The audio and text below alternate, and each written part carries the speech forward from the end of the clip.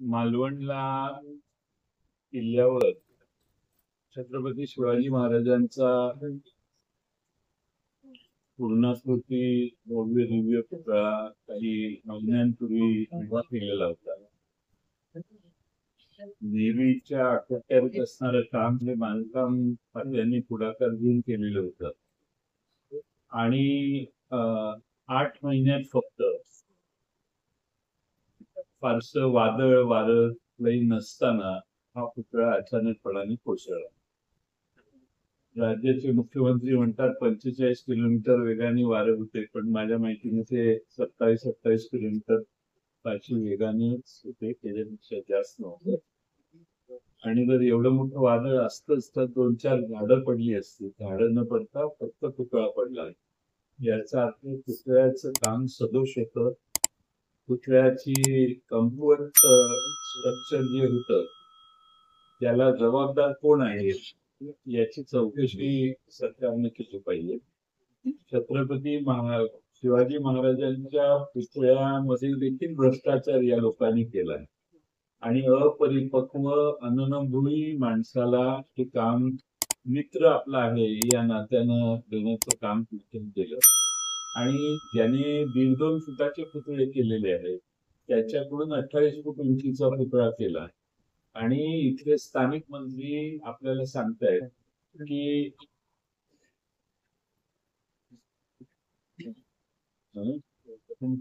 या वाईटातून काहीतरी पुढे चांगलं होणार असेल. मला आश्चर्य वाटतं आणि मंत्र्यांची बुद्धीची कीव वाटतोय की अशा प्रकारे त्यांचं उद्गार आणि त्यानंतर ते पुढे म्हणतात की 100 फुटाचा भव्य दिव्य पुतळा आम्ही उभा करू. अहो 28 फुटाचा पुतळा उभा तुम्हाला करता सरळ आलेला नाही आणि तुम्ही 100 फुटाची चर्चा करताय. आणि याच्यासाठी बांधकाम खात्यातला भ्रष्टाचार आणि अतिघाई हेच याचे कारण आहे. आणि वाईटातून चांगलं घडेल अशी अपेक्षा ज्या मंत्री महोदय करतात. आता महाराष्ट्रामध्ये छत्रपती शिवाजी महाराजांचा पुतळा कमकुवत आणि कमी दर्जाच्या व्यक्तीच्या घडून याचं म्हणजे ज्याच्यात स्किल नाही अशा व्यक्तीकडून ही उभारणी करण्यात आल्यामुळे हा पुतळा पडला. प्रत्येक गोष्टीमध्ये महाराष्ट्र सरकार भ्रष्टाचार करत आहे. प्रत्येक गोष्टीमध्ये आणि कामामध्ये पैसे काढण्याच्या पलीकडे या सरकारला काही दिसत नाही. पण त्याचा परिणाम म्हणून आता अनेक प्रकल्प यांचे सदोष आहे ते आता सिद्ध व्हायला लागलेले आहे. त्यात आता छत्रपती शिवाजी महाराजांच्या पुतळ्याबाबत देखील असा घोटाळा यांनी केलेला दिसतोय आणि त्यामुळं याच्या बाबतीत महाराष्ट्र सरकारला प्रायश्चित्त होईल. महाराष्ट्रातली जनता हे सहन करणार नाही. आणि केसरकर म्हणतात ते बरोबर आहे, याच्यातून काहीतरी चांगलं होईल. चांगलं एकच आता घडू शकतं, महाराष्ट्राचं सरकार सत्तेत जाईल आणि जनतेचं रयतेचं राज्य ज्यांना करायचंय रयतेचंच राज्य पुन्हा महाराष्ट्रात आल्याशिवाय. सर नेव्हीने जो बांधकाम खात्याच्या मार्फतच आपटे नेव्हीला कसा कळला? आपटे जो शिल्पकार आहे त्याचा पत्ता नेव्हीला कुणी सांगितला? हे सगळं बांधकाम खात्याच्या पुढाकारातून झालेलं आहे आणि बरोबर तो कल्याणचाच आपटे निघावा. आणि या सगळ्या कामामध्ये आपटेचा पत्ता नेव्हीला सांगण्याचं काम कुणी केलं? आणि बांधकाम खात्यानेच हे काम करून घेतलेलं आहे. नेव्हीच्या अधिकाऱ्यांनी फक्त तो पुतळा आल्यावर तिथे बसवलेला आहे. त्यामुळे दोष हा महाराष्ट्र सरकारचा आहे. महाराष्ट्र सरकारने जबाबदारी घ्यावी आणि महाराष्ट्राच्या जनतेची आता माफी मागावी. ज्या आपट्यांवरती म्हणजे सत्ताधारी पक्ष असं म्हणतोय की हा जो पुतळा पाडून येणाऱ्या विधानसभेसाठी राजकारण करण्याचा प्रयत्न विरोधक करतात आरोप. असं आहे की छत्रपती शिवाजी महाराजांचा पुतळा पडल्यावर देखील विरोधकांनी गप्प बसावं आणि तुमची आरती करावी असा जर गैरसमज अपेक्षा असेल त्यांची तर ते वेगळ्या भ्रमात आहेत. महाराष्ट्राचा सर्वोच्च अभिमान कोण? तर छत्रपती शिवाजी महाराज. सगळा महाराष्ट्र कोणाच्या मागे एकसंघपणाने त्यांचे आराध्य दैवत म्हणून पूजा करतो, छत्रपती शिवाजी महाराज. त्यांचा पुतळा उभा करताना देखील तुम्ही काळजी घेत नाही. आणि अतिशय चुकीच्या लोकांना ज्यांची कुवत नाही अशा लोकांच्याकडून हा पुतळा करून घेण्याचा हट्ट करता आणि टेंडर न काढता तशीच वर्क ऑर्डर देता. या सगळ्या गोष्टींची चौकशी झाली पाहिजे. पण याला कारण महाराष्ट्र सरकारचं आपत्ताईपणा आहे. साहेब दोन दडपू पाहते का? नक्की दडपून पाहते आणि असे गुन्हे दाखल करणे याच्यापेक्षा याची सखोल चौकशी करा. गुन्हे कसे दाखल केले? म्हणजे तुम्ही पुतळा पडल्यावर लगेच तुम्ही गुन्हे दाखल केले, त्याची काही चौकशी केली, त्याच्या स्ट्रक्चरल डिफेक्ट काय होते, कोणतं मटेरियल वापरलेलं होतं, त्याचं वजन काय होतं, त्याचा थिकनेस काय होता, वाऱ्याच्या किंवा कशाच्यामुळे पडला त्याचा काही अभ्यास केला का? लगेच गुन्हे दाखल केले. याचा अर्थ काय? तुम्हाला जनतेच्या समोर काहीतरी आम्ही केलंय असं दाखवायचंय, पण ऍक्च्युअली ऍक्शन हे सरकार कधीच करत नाही.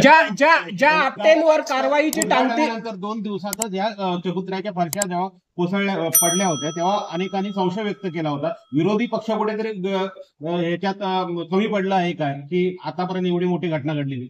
अहो, पुतळा पूर्ण पडल्यावर आम्ही बोलतोय तरी भाजप म्हणतोय की आम्ही राजकारण करतोय. त्याच्या पुतळ्यांच्या तिथल्या 2 फरशा पडल्यावर आम्ही जर बोललो असतो तर नक्कीच याच्यापेक्षा जास्त आवाज काढलेला असता. आता महाराष्ट्र सरकारला कोण दाखवायला जागा नाही. जे जे प्रकल्प महाराष्ट्र सरकारने केले, मुंबई ट्रान्स हार्बर लिंकचा प्रकल्प असो, कोणताही प्रकल्प केलेला असो, सगळीकडे गळती आहे, भेगा पडलेल्या आहेत, स्टॅबिलिटी स्ट्रक्चरला फारशी नाही. टेंडर काढणे, मोठमोठे प्रकल्प घोषित करणे, इव्हेंट करणे, इव्हेंट जीवी सरकार आहे आणि इव्हेंट करण्यातच यांचा सगळा पैसा खर्च होतोय. त्यांना देणं घेणं जनतेच्या हिताचं नाहीये. बघावं असं केंद्राकडून राज्याला सांगितलेलं आहे. ही चळ आता कुठतरी केंद्रापर्यंत पोहोचणं याची खबरदारी घेतली जाते. आता खुद्द पंतप्रधान नरेंद्र मोदी साहेबांना तुम्ही इथे ज्यावेळी बोलवता त्यावेळी किमान ती सगळी व्यवस्था उत्तम आहे का हे बघायचं तरी तारतम्य महाराष्ट्र सरकारने दाखवायला पाहिजे होतं. आणि त्यामुळे आता निवीवर ढकलण्याची काही गरज नाही. ही जबाबदारी महाराष्ट्र सरकारची आहे आणि त्याची जबाबदारी घेऊन त्यांनी महाराष्ट्राच्या जनतेची क्षमा मागावी, सगळ्या शिवप्रेमींची क्षमा मागावी. गुन्हे दाखल झालेले आहेत त्यांना अटकपूर्व जामीन मिळावा यासाठी मंत्रिमंडळातूनच काही मंत्री प्रयत्न करतायत असा दावा आज वैभव नाईकांनी केलेला आहे. वकिलांना सिंधुदुर्गमधल्या काही फोन जात आहेत त्या अनुषंगाने असं त्यांचा दावा आहे. वैभव नाईकांची माहिती खरी असेल कारण ते इथले स्थानिक आमदार आहेत, त्यामुळं आणि मंत्री या भागातले त्या कसे केपेबल आहेत हे असे उद्योग करणे. पुतळा ज्यांनी बनवला त्या आणि कुठेतरी आपटे फरार असल्याच्या बातम्या प्रसिद्ध होत आहेत. फरार असतील ते आणि त्यांना पकडलं पाहिजे, पण मूळ त्या आपट्यांना काम देण्याची कल्पना कुणी मांडली तो खरा दोषी. आपट्याची कुवतच नव्हती. आपट्याने 1.5-2 फुटाचे पुतळे केलेले होते, त्याला काम देणारा खरा दोषी आहे असं माझं मत. साहेब, या घटनेमध्ये आपटे आणि जी बदलापूरची घटना घडली त्याच्यामध्ये पण आपटे आहेत. म्हणजे एकच सरकार 2 आपट्यांना वाचवण्याचा प्रयत्न करते. हो, ते आपट्यांना वाचवण्याचे प्रयत्न प्रचंड चालू आहेत सरकारचे आणि हे दोन्ही आपटे हे या महाराष्ट्रातल्या जनतेच्या दृष्टीने अपराधी आहेत. पण अशा आपट्यांना मागं घालणारं जे सरकार आहे ते त्यापेक्षा जास्त दोषी आहे असं माझं मत आहे. पुतळा पक्षाच्या महिन्याभरात माजी आमदार परशुराम मुखर्जीने यावर टीका केल्याने हा पुतळा सदोष आहे असं त्यांनी म्हटलं होतं. आणि असं असताना तुमच्या विरोधी पक्षाच्या एकानेही त्यावर कुठलंही भाष्य केलं नाही. आणि आता 30 घटना अवघ्या 8 महिन्यात होते आहे. त्याच्यानंतर 20 ऑगस्टला याच बांधकाम विभागाने पत्र दिलं की इथे स्क्रू गेलेले आहेत, स्क्रू खराब झाले आहेत. यावर सुद्धा कोणी आवाज उठवला नाही. बांधकामाने 20 तारीख पत्र दिल्यानंतर अवघ्या 8 दिवसात पुतळा पडतो. या सगळ्या घटनेला तुम्ही कसं पाहता? असं आहे की छत्रपती शिवाजी महाराजांच्या पुतळ्याच्या विषयी अशा घटना घडतील असं कधीच अपेक्षित नव्हतं. आता बांधकाम विभागाने जो पत्रव्यवहार केला त्याच्यावर आम्ही जाहीरपणाने बोलणं योग्य नव्हतं. पण आम्हाला कधीच असं वाटलं नाही की एवढा कमकुवत पुतळा यांनी उभा केलेला आहे. आज ही दुर्घटना घडलेली आहे. तो महाराष्ट्राचा स्वाभिमान, महाराष्ट्राचा अभिमान हाच खरं कोसळलेला आहे. आणि त्यामुळं महाराष्ट्रातल्या जनतेला याचा प्रचंड मोठा धक्का बसलेला आहे आणि पापाचे घडे भरलेले आहेत या सरकारचे. आणि त्यामुळं या सरकारला त्या बाबतीत महाराष्ट्रातली गावोगावातली जनता जाब विचारल्याशिवाय राहणार नाही. कामाच्या दर्जावर तुम्ही प्रश्न उपस्थित करताय. ती घटना घडली तिकडे समृद्धी महामार्गावर भेगा पडल्यात. महिन्याभरापूर्वी ते दुरुस्त करून घेतलं होतं, तरी देखील काल पुन्हा त्या ठिकाणी भेगा पडल्यात. अशाच पद्धतीनं अनेक ठिकाणी कामं पाहायला मिळतात. का हे होते असं वाटतं? दोन गोष्टी. एक म्हणजे कामाचा दर्जा कमी असण्याचं कारण सगळ्यात महत्वाचं म्हणजे त्यात कुठेतरी भ्रष्टाचार झालेला असतो. म्हणजे 100 रुपयाचं काम 150 रुपयाला नाही तर 200 रुपयाला द्यायचं आणि 70 रुपयाचंच ऍक्च्युअली काम करायचं, असे उद्योग सर्व प्रकल्पात चालले आहेत. त्यामुळे प्रचंड मोठा पैसा काढण्याचा उद्योग हा व्यवस्थित टेंडर मॅनेज करून होतोय महाराष्ट्रात आणि त्याचा परिणाम कामांचा दर्जा कमकुवत होण्यात झालेला आहे. सगळे रस्ते, सगळे पूल, सगळ्याच गोष्टी आज प्रचंड कमकुवत आहेत. प्रोजेक्टची कॉस्ट प्रचंड असते, पण ऍक्च्युली काम करणाऱ्या माणसाला त्याचा फायदा फार झालेला असतो. कामात पैसे कमी आहेत. आणि हे छत्रपती शिवाजी महाराजांच्या पुतळ्याच्या बाबतीत देखील हीच गोष्ट झालेली आहे. आणि टेंडर न काढता हे काम दिलेलं आहे आणि ज्या पद्धतीनं त्याचं निवड झाली, तो त्यांनी लेख लिहिलेला आहे त्या आपल्यानी. त्यातली ते सांगतात मी कशा कमीत कमी वेळेत काम केलं. 3 मॉडेल होते, त्यातले 2 नेव्हीने दिलेले, पण ते तिसरंच मॉडेल मान्य झालं. तिसरं मॉडेल नेव्हीने जे मॉडेल दिलेलं होतं ते मान्य झालं नाही, तिसरं मॉडेल मान्य झालं. म्हणजे बाहेरच्या कोणीतरी ते इन्फ्लुएन्स करून ते मॉडेल मान्य करायला लावलं. हे सगळं धक्कादायक आहे आणि महाराष्ट्राची या सरकारने केलेल्या या अक्षम्य अपराधाची चौकशी झाली. ह्या घटनेत निवृत्त न्यायाधीशांमार्फत चौकशी वगैरे व्हावी अशी काय मागणी आपण? अलीकडे उच्च न्यायालयाचे निवृत्त न्यायाधीशही बायस असतात असा आमचा अनुभव आहे. त्यांना सोयीचे उच्च न्यायालयाचे न्यायाधीश करतात. जर खरंच चौकशी करायची तर विरोधी पक्ष नेत्यांनी 2 सभागृहातले 2 विरोधी पक्ष नेते आहेत, त्यांनी चॉईस केलेल्या उच्च न्यायालयाच्या निवृत्त न्यायाधीशाच्या मार्फत चौकशी झाली पाहिजे. गेल्या दिवसामध्ये महाराष्ट्रामध्ये एक स्टेटमेंट दिलं ती त्या अनुषंगाने काय सांगतो?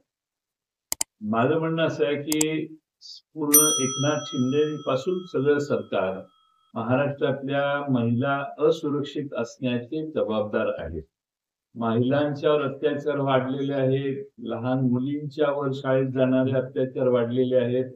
प्रचंड मोठ्या तणावाखाली महाराष्ट्रातल्या आमच्या लाडक्या भगिनी आहेत आणि ते फक्त इव्हेंट करत चिंतायत आणि जाईल तिथे 5-5 कोटी रुपये खर्च करून मोठे मांडव घालून सभा करणं, एसटीने महिलांना गोळा करणं आणि त्यांच्यासमोर व्याख्यान देणं, याच्या पलीकडे या सरकारचं आता दुसरं काही काम राहिलेलं नाही. त्या बिचाऱ्या आमच्या महाराष्ट्रातल्या भगिनी म्हणतात की आम्हाला संरक्षण द्या, आम्हाला सुरक्षित जीवन द्या, आम्हाला हे असे पैसे तुम्ही वाटताय ते वाटण्याबद्दल काही प्रॉब्लेम नाही, पण सुरक्षित जीवन द्या आणि सुरक्षिततेची हमी द्या. जे सरकार महाराष्ट्रातल्या भगिनींना सुरक्षिततेची हमी देऊ शकलं नाही, त्या महाराष्ट्रातल्या सगळ्या भगिनींना लक्षात आलंय. लोकसभेच्या आधी आपण यांचे लाडके नव्हतो, आता हे 2-3 महिन्यासाठीच आपण लाडके आहोत. पण सुरक्षितता ही महाराष्ट्रातल्या महिलांची सगळ्यात मोठी मागणी आहे आणि कायदा व सुव्यवस्थेच्या दर्जा उडलेल्या आहेत महाराष्ट्रात. कायदा व सुव्यवस्था महाराष्ट्रात कुठंच शिल्लक राहिलेलं नाही. गुन्हेगार देखील आता पोलिसांच्यावर वार करायला लागले. पुण्यामध्ये एपीआयला एक कोयता गँग मधल्या एका कोयताधारी माणसाने वार केला. हे पोलीस देखील असुरक्षित आहेत. त्यामुळे सरकार टोटल फेल्युअर झालेलं आहे महाराष्ट्राचं. कारण मी एकाला कुणाला दोष देण्यात अर्थ नाही, हे सगळेच गेले पाहिजे असं माझं मत आहे. आर्मी वेगळी गरिमाची येते आहे, त्या सगळ्याला कुठेतरी मग धक्का पोहोचतो असं वाटत नाही का? ज्या पद्धतीने आता नेहमीवर आरोप सरकार करून त्यांच्याकडे बोट दाखवलं. सरकार बांधकाम खात्याचाच हा दोष आहे, नेव्हीचा काही संबंध नाही. किती यांनी म्हटलं त्या बिचाऱ्या नेव्हीच्या माणसाला, अधिकाऱ्याला दोष देण्यात काही अर्थ नाही. हा पुतळा कुणाकडून करून घेतला, त्याचं नाव कोणी सुचवलं, तो पुतळा आणणं, तिथं इन्स्टॉल करणं, ही जबाबदारी कुणाची होती? या सगळ्याची चौकशी म्हणून आम्ही म्हणतोय की निपक्षपातीपणाची चौकशी झाली पाहिजे. काय सोकावता कामा नये म्हणून निपक्षपातीपणाने चौकशी व्हायला पाहिजे. आणि त्यासाठी आमचा या सरकारवर विश्वास नाही. सरकार आपल्या सोयीचे निवृत्त न्यायाधीश नेमतं आणि निवृत्त न्यायाधीश निकाल देत नाहीत 2-2 वर्ष. म्हणजे आता या देशामध्ये 2 पक्ष फुटले तरी अजून न्याय मिळालेला नाही की पूर्ण काय खरं आणि काय खोटं. त्यामुळे डिले करणं हा या सरकारचा स्वभाव आहे. निवृत्त न्यायाधीशांवर देखील तुमचा विश्वास नाही आहे, ते मग ही चौकशी होणार की कोणी निवृत्त न्यायाधीश, विरोधी पक्ष, 2 विरोधी पक्ष नेते आहेत विधानसभेत आणि विधान परिषदेत, यांनी चॉईस द्यावा आणि त्या निवृत्त न्यायाधीशाच्या नेतृत्वाखाली ही चौकशी व्हावी. सरकार जे निर्णय घेईल त्यातला विरोधी पक्ष जो निर्णय घेईल साथ दिली पाहिजे असं नाही म्हणत. म्हणजे विरोधी पक्ष नेत्यांनी 2 विरोधी पक्ष नेत्यांनी फार मुख्यमंत्र्यांनी एकत्रित बसून निवृत्त न्यायाधीशाचं नाव निश्चित करावं. पण 1 साइडेड नसावं. कारण हे अशा चौकशा लावायच्या 2-2 वर्ष ठेवायच्या, निवडणूक संपून जाईल. विरोधी पक्षाला सहभागी करून जो निर्णय घेतला जाईल त्याच्याशी आपला गट सहभागी असेल का?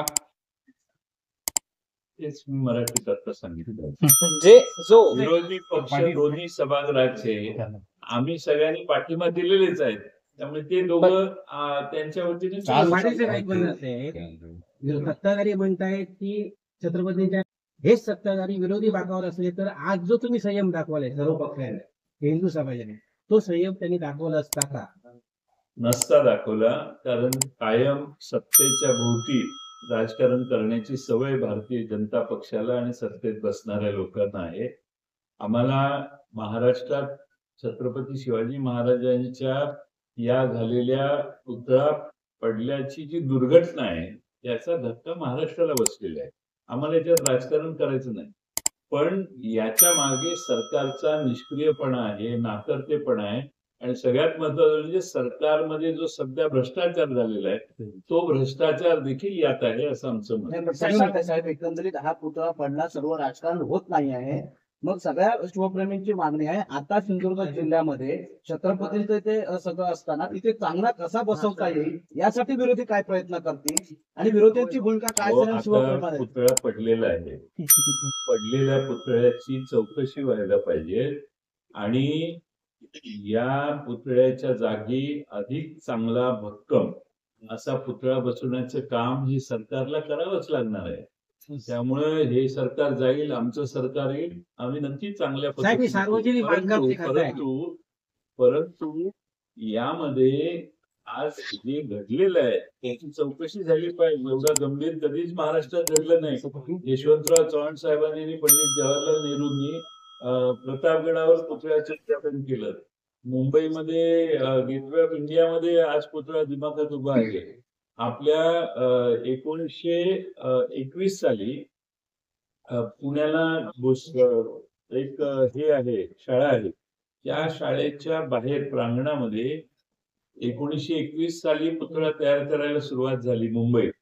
28 साली तो पुतळा पूर्ण केला आणि तो आज अश्वारूढ पुतळा पुण्यात एका शाळेच्या बाहेर लावलेला आहे.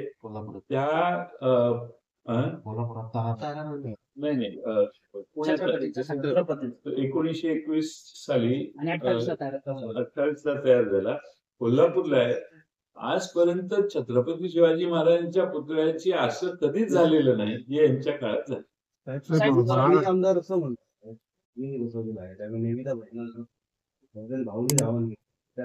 नेव्हीला बदनाम तुम्ही केलं. नेव्हीतला असला पुतळा देण्याची आणि घ्यायला लावण्याचं काम कुणी केलं? आमचं म्हणणं चौकशी करा ना. बदनामी काय? छत्रपती शिवाजी महाराजांचा पुतळा पडला याच्यात नेव्हीची बदनामी काय, ह्याची बदनामी काय, त्याची बदनामी? आणि पुतळा पडला याचा दोष कुणाचा?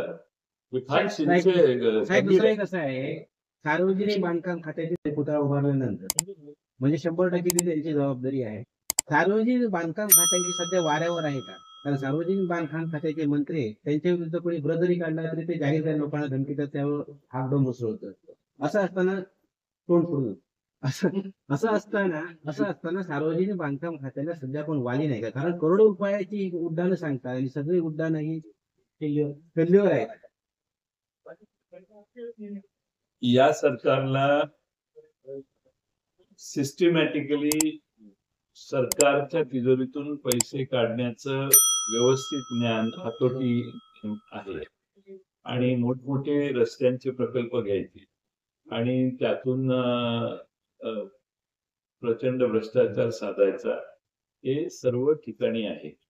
आज या पुतळ्याच्या बाबतीत देखील आहे आणि सार्वजनिक बांधकाम खात्याचे अधिकाऱ्यांनी मग नटबोल्टला गंज लागलाय हे सांगायची गरज काय होती?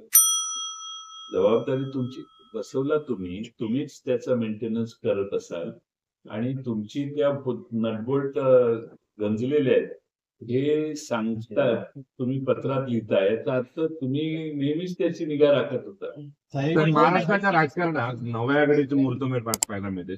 छत्रपती संभाजीराजे असतील, बच्चूकडे आणि विधानसभेच्या दृष्टीने कसं बघताय? शेवटी असं आहे की सगळे पक्ष आपापल्या परीने विधानसभेकडे बघत असतात, काय करायचं काय नाही. त्यासाठी भेटणं, एकमेकाशी बोलणं हे स्वाभाविक आहे. त्याबद्दल सुरुवात आहे त्यांची. बघू काय. संबंधित गाडगे आणि हर्षवर्धन पाटील अनेकच्या मार्गावर आहेत. अजून असे कोणते काही संपर्कात असल्याची काही माहिती? की हळूहळू जेव्हा ज्या घटना घडली त्यावेळी आम्ही तुम्हाला न सांगता अजिबात काही करणार. सार्वजनिक बांधकाम मंत्री असतील फक्त एकच आहे की या सावंतवाडीला इथं रेल्वे टर्मिनस आहे, या ठिकाणी नवीन एखादी रेल्वे थांबलेली आहे का या सरकारच्या काळात? किंवा रेल्वे इकडे सगळ्या कोकण रेल्वे 4 रायगडमध्ये 4 सिंधुदुर्ग जिल्ह्यात रेल्वे स्टेशन सुधारण्याचं काम करण्यात आलं.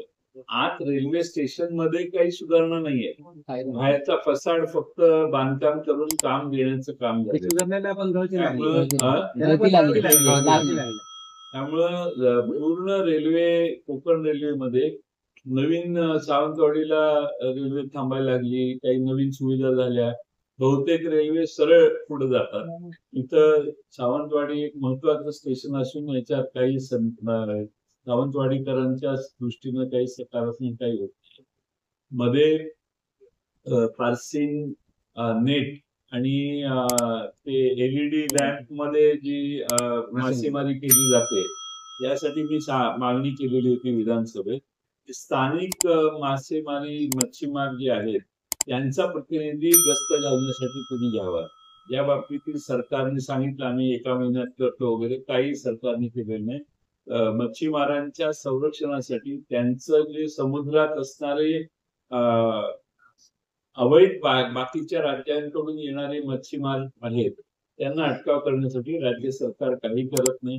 मच्छीमारांचा प्रश्न इथे शिकलेला नाही, इथं मल्टी स्पेशालिटी हॉस्पिटल नाही, म्हणून इथली लोक गोव्याला जाण्याशिवाय दुसरा ऑप्शन राहत नाही.